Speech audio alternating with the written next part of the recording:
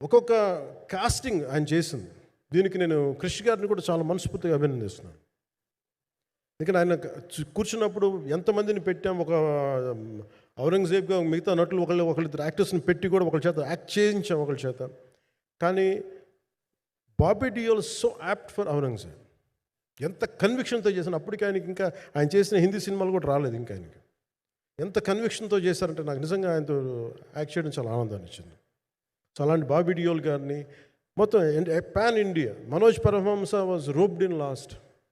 ఇంకా సినిమా ఎట్లా మనం అయిపోవాలి, నేను పాలిటిక్స్కి వెళ్ళిపోయిన తర్వాత డిప్యూటీ సీఎం బాధ్యతలు తీసుకున్న తర్వాత అందరికీ అయిపోయింది, సినిమాలు చేయలేడు ఇతను, ఎలా చేస్తాడంటే నాకు తెలుసు కష్టం అని.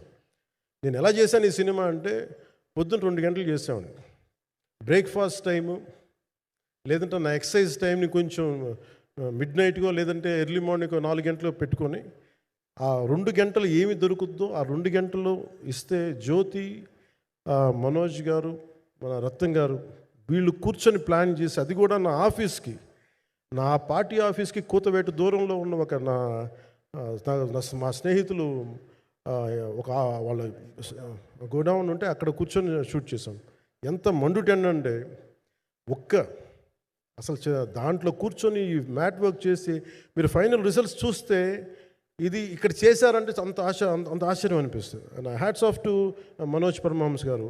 అండ్ ఈ సీన్స్ అన్నిటికీ ప్రీ విజువలైజేషన్, ప్రతి సీన్ చేయబోయే ముందు అసలు నాకు